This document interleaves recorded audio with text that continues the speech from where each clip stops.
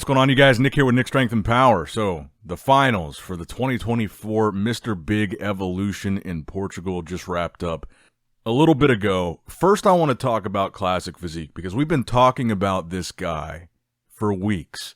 Stephane Stephane NFC on Instagram. He's been kind of this viral Classic Physique sensation. He posts really impressive pictures and videos on Instagram that got a lot of people talking a little over a year ago. And he competed this weekend and he won. And I think he looked fantastic. This guy is the real deal.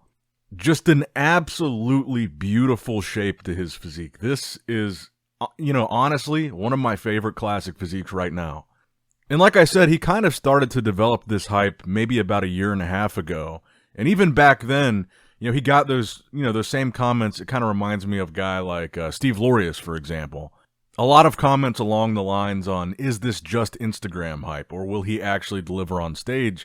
And even back then, last year, he still delivered because he did compete as a pro.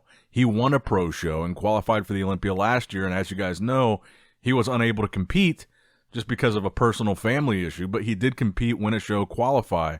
So he's already proven that he can do that. But I think this time around, we're seeing a much more improved version of his physique than even what we saw at that last pro show last year. He's certainly put on size.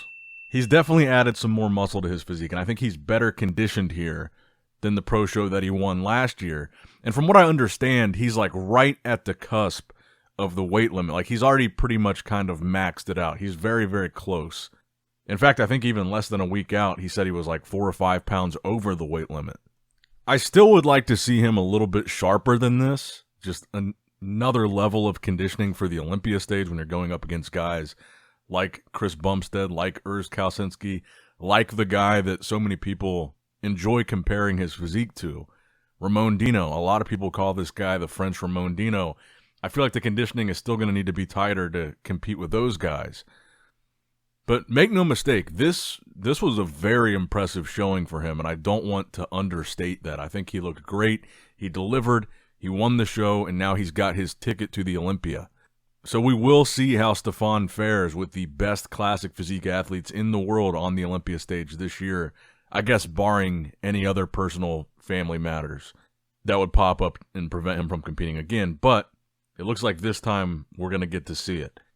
And feel free to let me know what you guys think in the comments down below. But me personally, I'm very impressed with Stephane. I think he's got a very, very bright future in Classic Physique. And I honestly do think he will do some damage at the Classic Physique Olympia. This guy really is the real deal.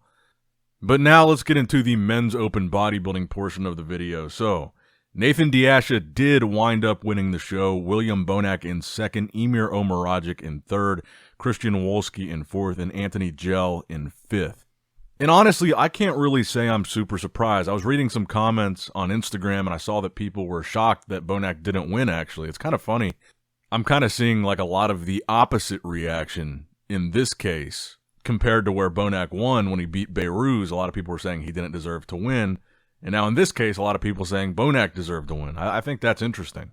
Now, I did think it was extremely close. At prejudging, I was definitely leaning towards Nathan. I said that in the prejudging video. And honestly, I could have seen this going either way. The only thing I was surprised about, I guess I will say, I did have a chance to review the scorecards. And Nathan won with straight votes for first, and Bonac had straight votes for second. So it wasn't like it was crazy close. It looked like it was pretty decisive. They had Nathan winning at prejudging, and they had Nathan winning at finals unanimously. So I guess that was the only thing that surprised me, was that it wasn't closer. And I think it really comes down to a number of things here. I don't think Bonac looked like he improved. I think his goal here was to come prove a point, and I think he set out to look better and have a more decisive victory here at this Mr. Big Evolution show than he did at the M Pro Classic over Beirut. And like I said in my video, I think he was close to that M Pro look, maybe almost the same or just a hair off from how he looked at the M Pro Classic. So not better, but about the same, not a whole lot worse. Whereas on the flip side, to me, Nathan looked significantly better than he looked at the Flex Pro weekend in Italy, where he lost to Beirut. So I think it was a combination of that. I mean, comparing them to themselves, their last showing.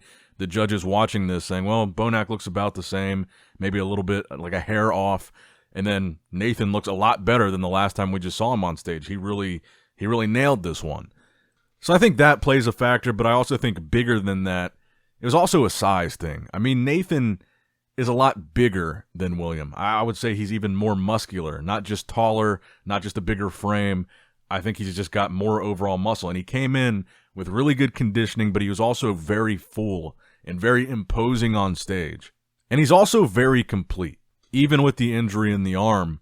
I was looking at this, and I even thought it looked like he improved his midsection too. His midsection looked better than it did at the last show. And by midsection, I'm referring to the sides of his abs, how his obliques kind of stick out. That looked a little bit more streamlined here. It wasn't, completely fixed, but I thought it looked better. And he also I felt his abs were a lot deeper and more separated here than they were at the Flex Pro weekend, and that kind of made his midsection just look better. It looked tighter. It looked better controlled. So I think it kind of came down to that. I mean, the conditioning-wise, I think they were pretty comparable. Bonac and Nathan, no one was like noticeably, significantly more conditioned than the other. I'd say they were about the same, but then Nathan was a lot more muscular and a lot fuller. It was a really good look for Nathan. You got to give it to him. And I've said this before, I'll say it again. I really do not believe there's a conspiracy to try to get as many different guys qualified for the Olympia as possible. I truly don't believe that. I've seen that comment even after this show. Well, they wanted Nathan to win because Bonac's already qualified, Beirut's already qualified. Now we want to get this third guy. We want Nathan to be qualified too, to diversify the Olympia lineup. And again, I think it's important to remember these are different judges that are at the Olympia. This promoter who promotes this show, this Mr. Big Evolution, is a different promoter than the Olympia. It's not the same people.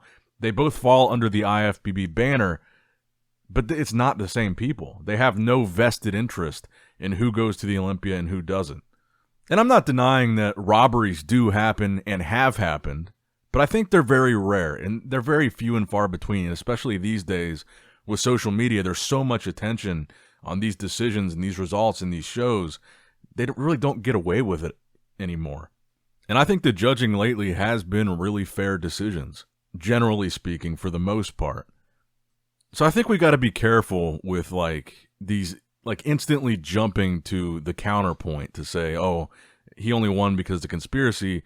And I kind of think that conspiracy doesn't even make sense, particularly when it comes to Nathan, because of the fact that Nathan's so far been unable to even travel to the States to compete at the Olympia.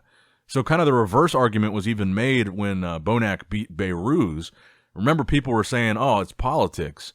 Bonac only won because they know Beirut won't be able to get to the Olympia because he's had these visa issues. So in this case, now when I see comments saying, oh, it's politics because they want more people qualified for the Olympia, well, what about the fact that Nathan has not been able to get to the Olympia for years? And they would obviously know that, so then it kind of just doesn't make sense. But anyway, I say all that to say I think this was a fair and square, just hands down victory for Nathan. I just thought it would be a little bit closer on the score sheets. But let me know what you guys thought in the comments below about both Classic Physique and the Men's Open Bodybuilding. Make sure you like the video, subscribe to the channel, and click that bell notification icon if you have not already. And as always, I love you guys, appreciate you guys. Nick Strength and Power, signing out. Alright guys, don't forget to click that like button and subscribe to this channel if you enjoy the content. Also check out my Instagram at NICKS&P, my Facebook page, which is simply Nick Strength and Power, my secondary YouTube channel, Nick Strength and Vlogs, for vlogs and bonus content that you will not see on this channel, and consider subscribing to my third YouTube channel, Nick Strength and Pokemon, which is all things Pokemon and trading card games, completely unrelated to this channel. So if you're into that, give that one a look. And all links to merchandise and social media will be in the description box below. If you guys want a Nick Strength and Power t-shirt, that will be in the Shopify link below. Have a great day.